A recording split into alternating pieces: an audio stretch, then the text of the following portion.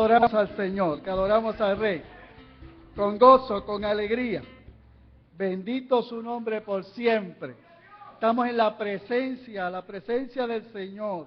Y la Escritura dice que en la presencia del Señor hay plenitud de gozo, delicias a su diestra para siempre. Mi alma adora y bendice al Señor. Así, amado, oramos y le pedimos a Dios que en esta hora su gracia nos asista. Bendito el Señor en la exposición de la palabra. Padre, en el nombre de Jesús, agradecido estamos, Dios, de estos momentos.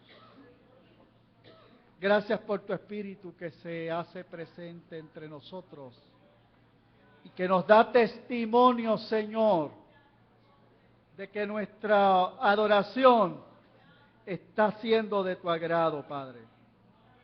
En estos momentos, Padre, imploramos que tu gracia esté con nosotros, que lo que vayamos a decir, Dios, tu Espíritu Santo, nos dirija, que fluyan los pensamientos tuyos en mis pensamientos y que podamos comunicar tu verdad para que tanto aquellos que estamos en este recinto como aquellos que nos ven a través de todo el mundo, Señor, tu Espíritu les ministre, tu Espíritu les hable y tu Espíritu, oh Dios, haga la obra necesaria en nuestro corazón. Por Cristo el Señor oramos y te pedimos así todas las cosas. Amén, amén. Gracias, mi Señor. Aleluya. Pueden ocupar sus asientos, hermanos. Saludamos a aquellos que nos ven a través de la internet. Desde aquí, San Antonio, Puerto Rico, reciban afectuoso saludo, afectuoso abrazo de parte de una congregación de una iglesia que ama al Señor. Bendito el Dios del cielo. Yo quisiera en esta noche, amados hermanos, hablar un poco bajo el título Cosas imposibles. Cosas imposibles. Y quiero utilizar la carta a los Hebreos, porque en la carta a los Hebreos aparece el escritor de la carta diciendo que hay 4 cosas que son imposibles. Y de esas 4 cosas que el autor de la carta a los Hebreos dice que son imposibles, es que quisiera basar mi plática. Por eso no leí un verso al principio, porque como son varios, así que me van a seguir con sus Biblias abiertas, si así gustan. Para ello estaría utilizando, y me sea más fácil el manejo, el Nuevo Testamento de las 4 versiones. Gloria a Dios. Vamos entonces al capítulo 6, verso 4 de la carta a los Hebreos. Y ahí vamos a encontrar el primer imposible.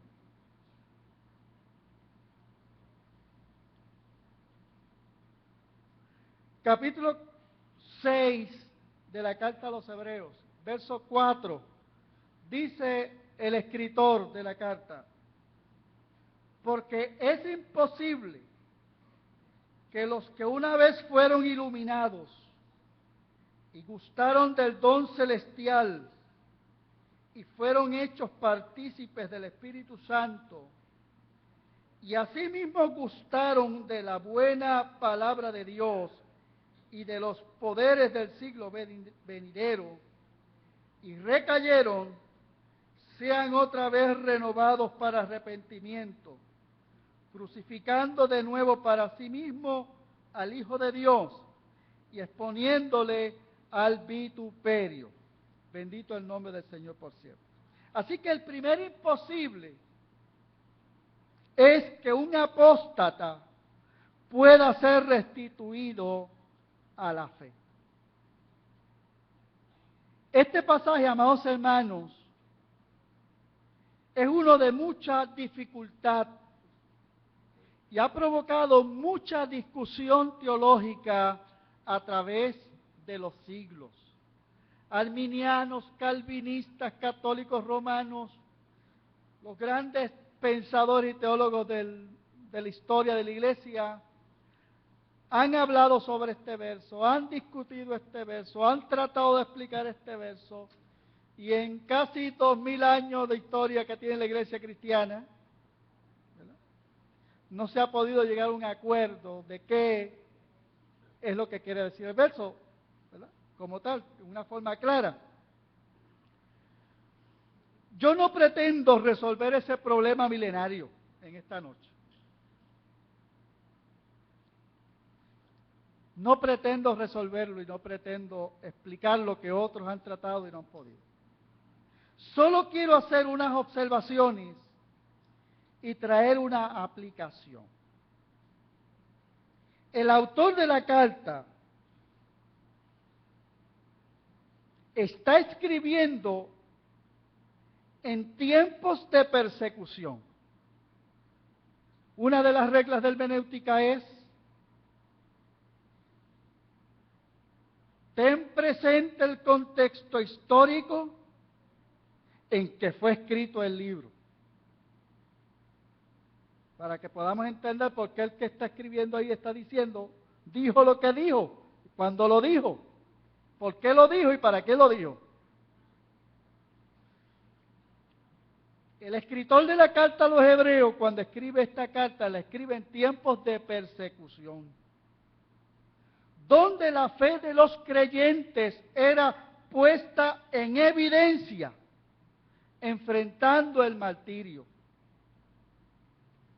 Y en tiempos de persecución, uno puede salvar su vida sencillamente renegando o negando la fe, diciendo, no, yo no soy de esa gente. Me están copiando, me están siguiendo, ¿verdad?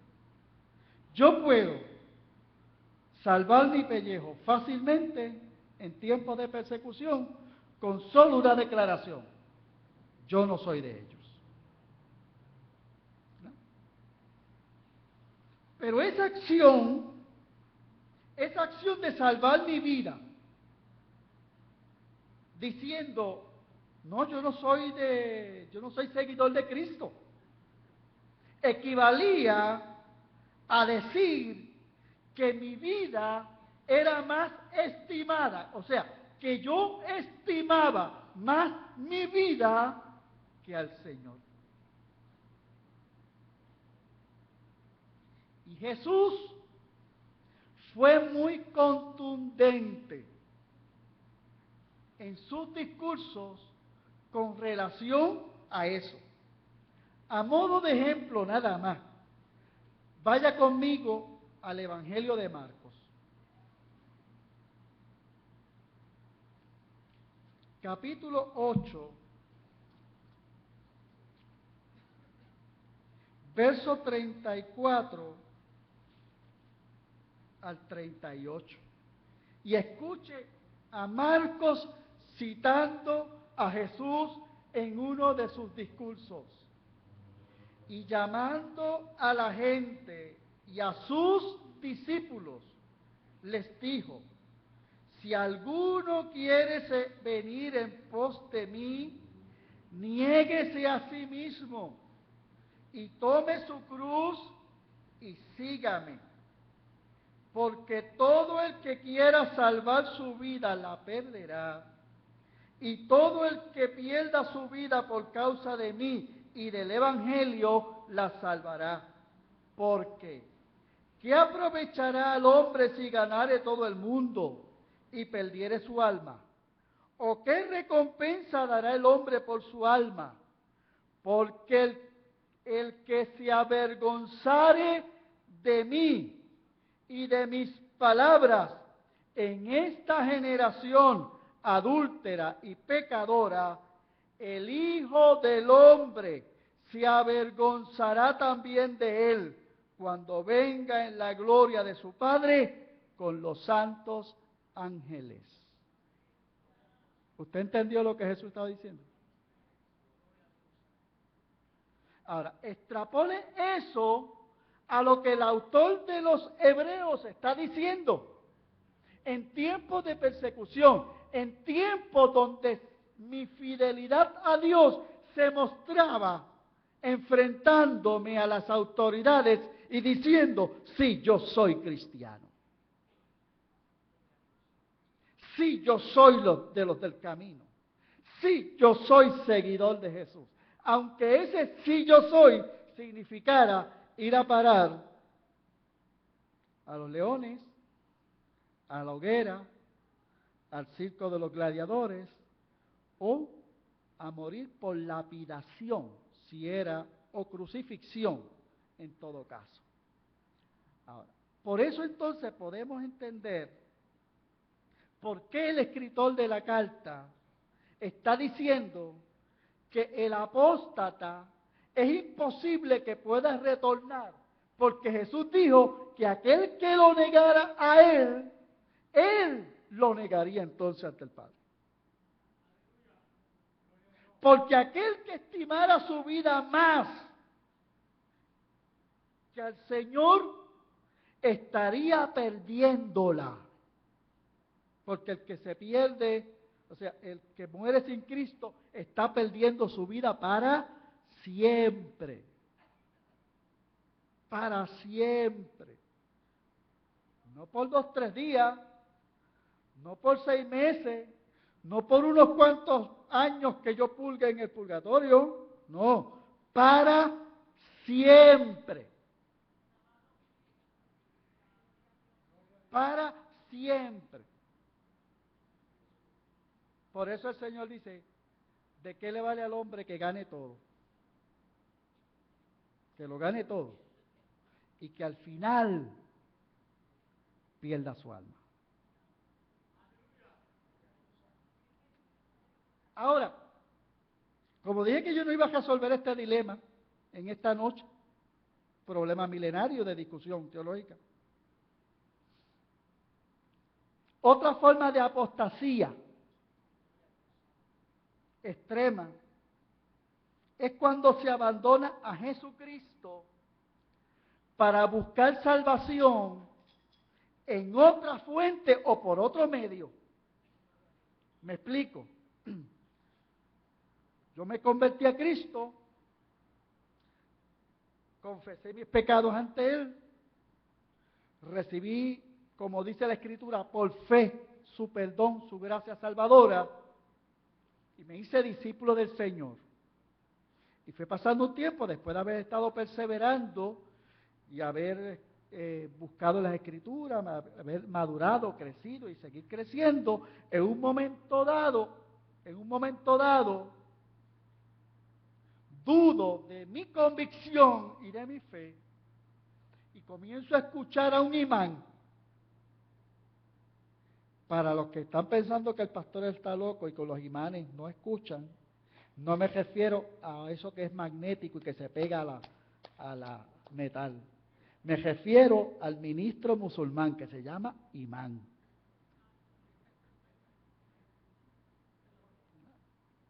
Comienzo a escuchar a un imán y me comienzo a interesarme por la obra de salvación que el imán me presenta a través de Mahoma. Y me dice que el único medio para alcanzar la misericordia y la gracia de Alá es a través del profeta. Y entonces yo renuncio a Jesucristo porque entiendo que no soy salvo por medio de Cristo y voy a buscar salvación a través del profeta Mahoma para agradar a Alá. O escuché a un monje budista y quise perfeccionar mi vida y mi espíritu a través del budismo. Y me convertí al budismo o me convertí al hinduismo. Y estoy buscando otro medio de salvación que no es Jesucristo. Por eso es que el apóstol dice, el escritor de los Hebreos dice, aquel que buscando un medio de salvación que no es Jesucristo, busca otra fuente y niega la sangre de Cristo, está pisoteando la sangre de Cristo y por tanto jamás podrá ser salvo.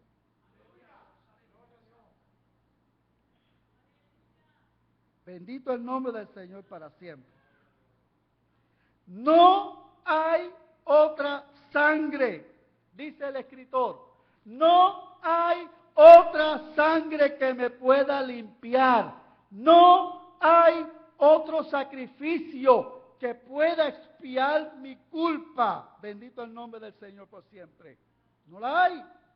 Y si yo renuncio al único medio que tengo para alcanzar el cielo, que Jesús dijo, yo soy el camino, la verdad y la vida, y nadie va al Padre si no es a través de mí, y yo me niego a montarme en esa guagua, no hay más guagua, mis hijos.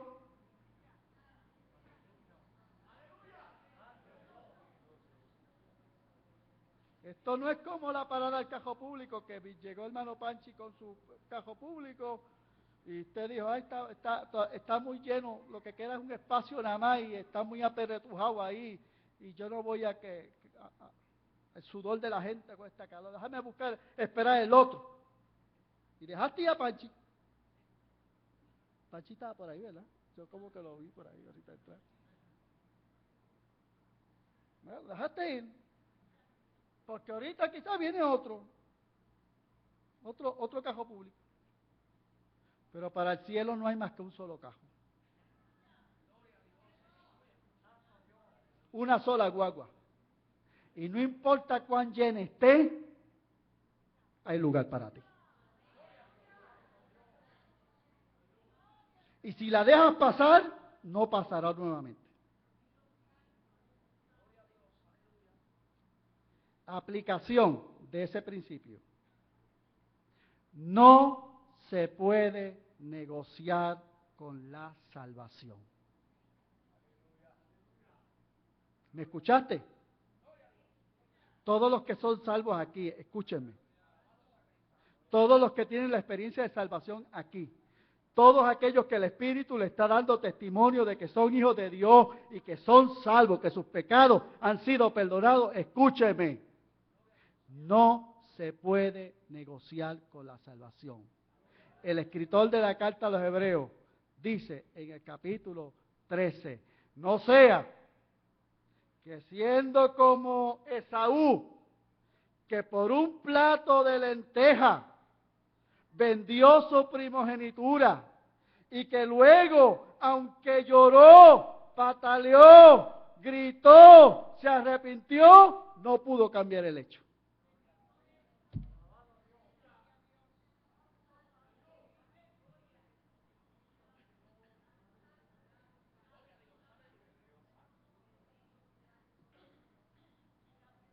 Bueno, permítame seguir con el otro porque no salimos de aquí. El segundo imposible se encuentra en ese mismo capítulo 6, verso 18.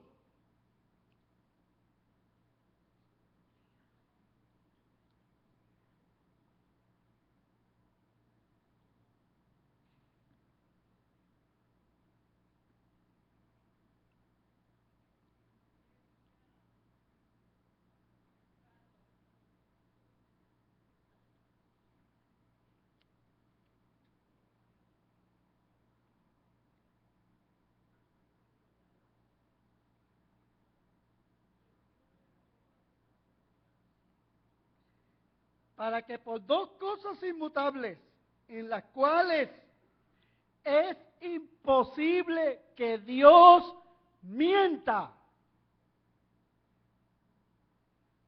tengamos un fortísimo consuelo los que hemos acudido para asirnos de la esperanza puesta delante de nosotros. Segundo imposible, es imposible que Dios mienta.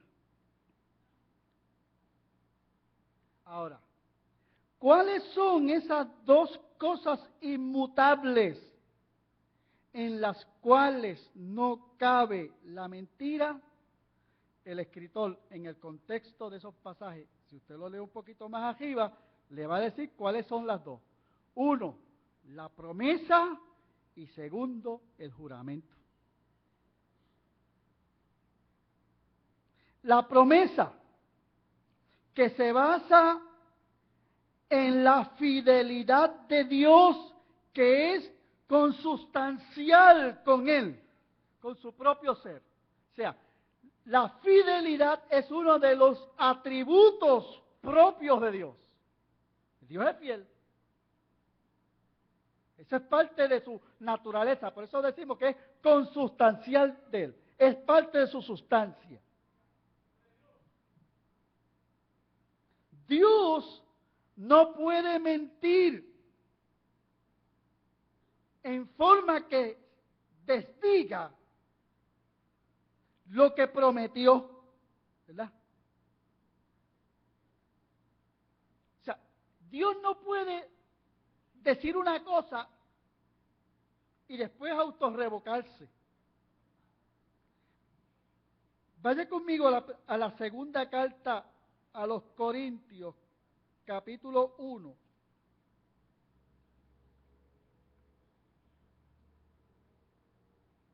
Verso 20, un verso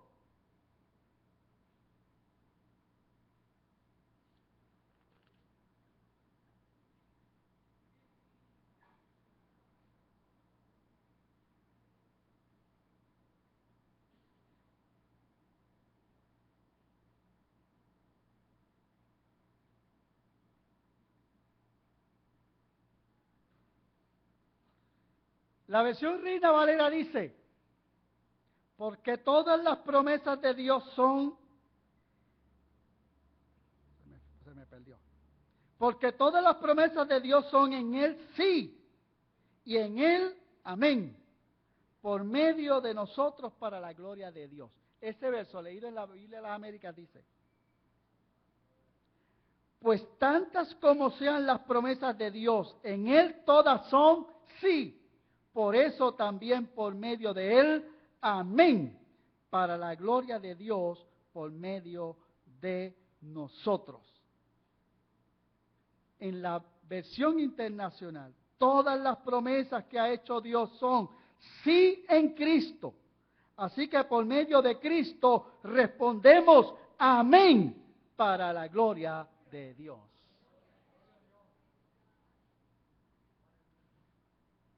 Él no promete para salir del paso y luego decir, no fue eso lo que dije, sino que quise decir esto, ¿verdad? Porque como a veces nosotros, en nuestro trato con nuestros hijos, se nos antojan de algo en la tienda. Y nosotros para salir del paso, le decimos, no, nene, yo te voy a comprar otra cosa después. ¿Verdad? Y cuando nos vienen a reclamar esa otra cosa después, no, eso no fue lo que yo quise decir esto otro. Porque lo dijimos para salir del paso. El escritor de la carta está diciendo, Dios no brega así. Dios no trabaja así. Las promesas de Dios están sostenidas en su fidelidad. Y su fidelidad es parte consistencial de Él. Por tanto, sus promesas siempre serán fieles. Adorado el Dios que vive por la eternidad.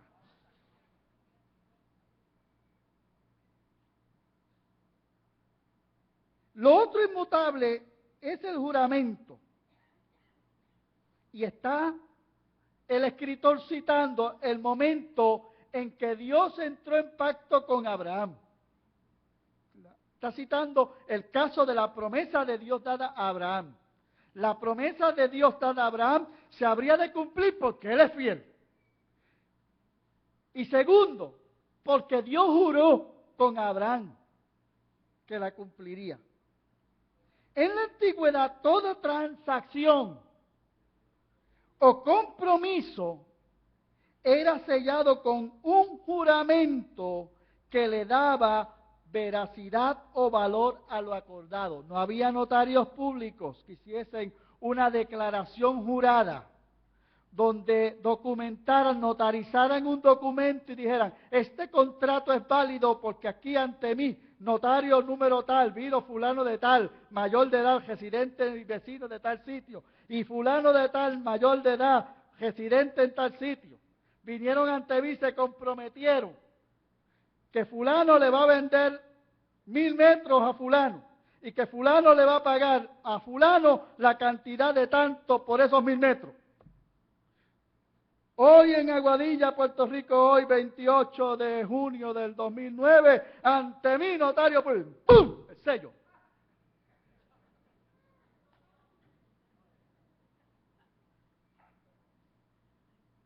Y ese documento es válido aquí y en la Cuchunchina. En ese tiempo no había eso. Las partes juraban ante sí. Y dice el escritor, y Dios, entrando en pacto con Abraham, no teniendo alguien mayor que él por quien jurar, juró por sí mismo. Esto que yo te digo hoy es cierto.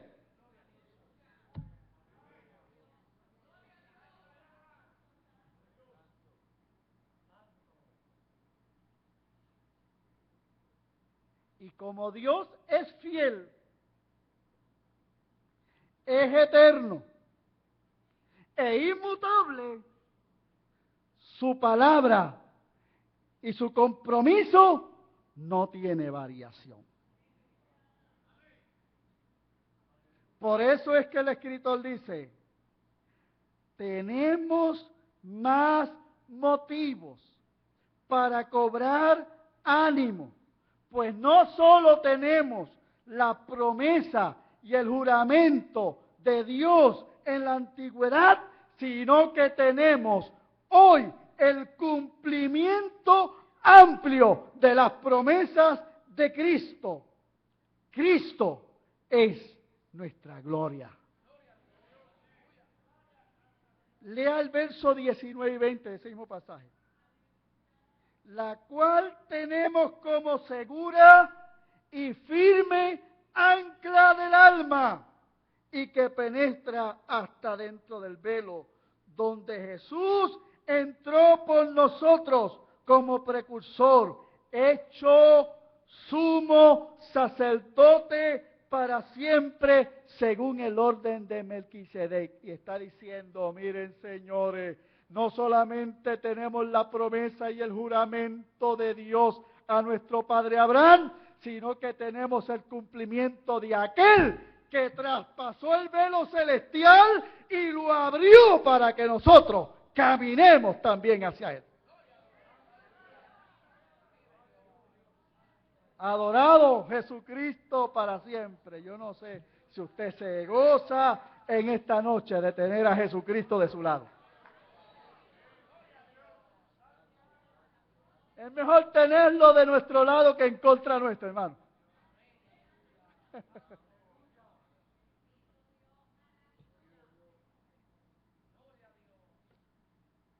El tercer imposible lo encontramos en la carta, en esa misma carta del capítulo 10.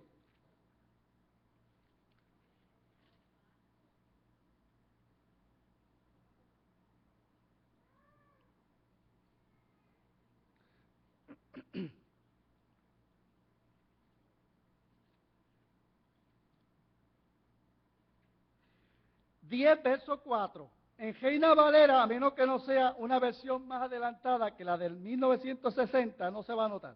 Pero todo el que tenga la versión del 60 para atrás, no lo nota. Lo notarán los que tienen la versión del 95 en adelante o tengan la versión, la Biblia de la América o la versión internacional o cualquier otra versión. Dice Reina Valera del 60, se la voy a leer porque es la que la mayoría tiene. Verso 4.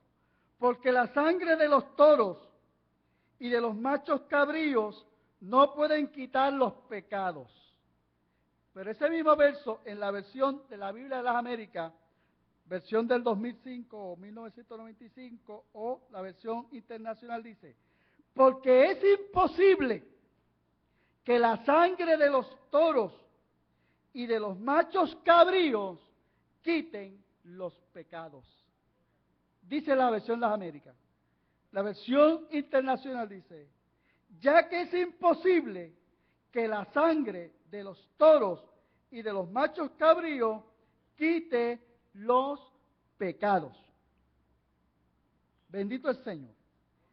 En esta sección de la carta, el escritor está presentando la excelencia del sacrificio de Cristo sobre los sacrificios de animales. Y el argumento básico del escritor es, si los sacrificios de los animales fuese suficiente y fuese eficaz, no habría que sacrificar un animal todos los días. Cuando menciona toros y machos cabríos, hace la diferencia. El toro es aquel que se sacrificaba diario por las transgresiones y el macho cabrío era el que se sacrificaba una vez al año para entrar al propiciatorio en el lugar santísimo y expiar el pecado del pueblo. Por tanto, él dice, el hecho de que todos los días, todos los meses y todos los años haya que estar ofreciendo víctimas significa que el sacrificio de esos animales es ineficaz.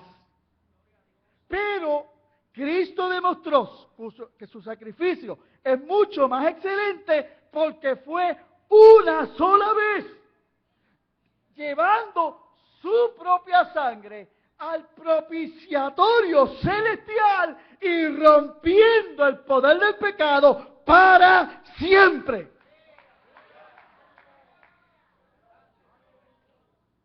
Adorado el nombre del Señor por siempre.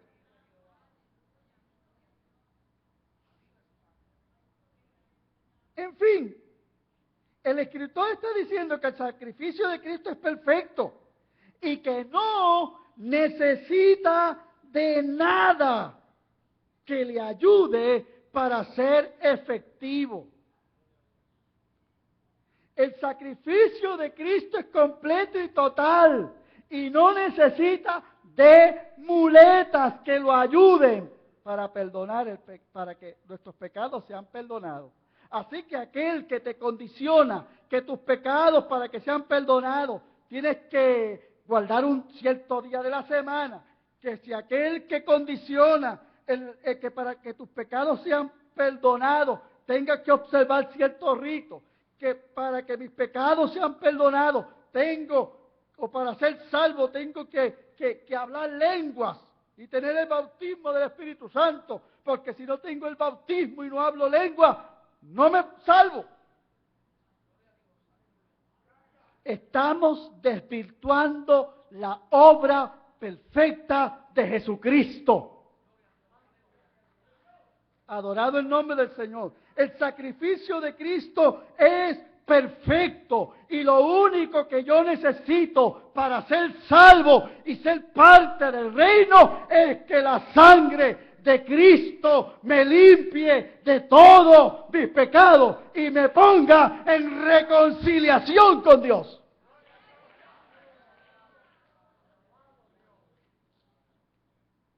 Bendito sea su nombre por siempre. Y por último, capítulo 11, verso 6.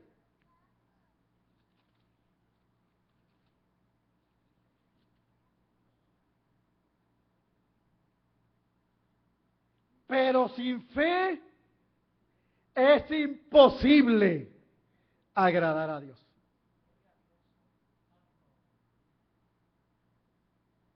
Porque es necesario que el que se acerca a Dios crea que le hay y que es galardonador de los que le buscan. El último imposible de los presentados por el escritor de la carta a los Hebreos es que es imposible agradar a Dios sin fe. Sin fe es imposible agradar a Dios.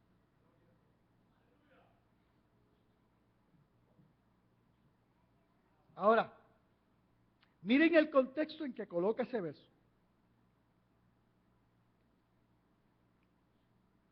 Lo coloca dentro del marco de la cita histórica de Enoc. Fíjese que le está dando ejemplos, el escritor de la carta en el capítulo 11 comienza a dar ejemplos de fe. Por fe, Abel presentó mejor sacrificio que su hermano Caín. Y comienza a venir desde el tiempo de la creación. Y después cita Enoc. Ahora, cuando usted busca en Génesis capítulo 5, que es donde está la narrativa de la historia de Enoc, el escritor del Génesis resume la vida de Enoc en una oración. No la historia, la vida de Enoc en una oración. Porque los otros versos dicen, y era Enoc de 75 años cuando engendró a Matusalén. ¿Verdad? Y vivió después de haber engendrado a Enoc, a Matusalén 300 años. Y engendró hijos e hijas. Y vivió Enoc 375 años. Pero la vida de Enoc la resume en la siguiente oración. Caminó pues Enoc con Dios y desapareció porque le llevó Dios.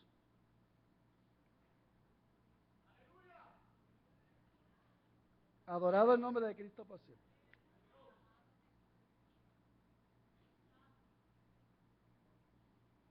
Caminó pues Enoc con Dios y desapareció porque le llevó Dios. El autor de la carta deduce que Dios se lo llevó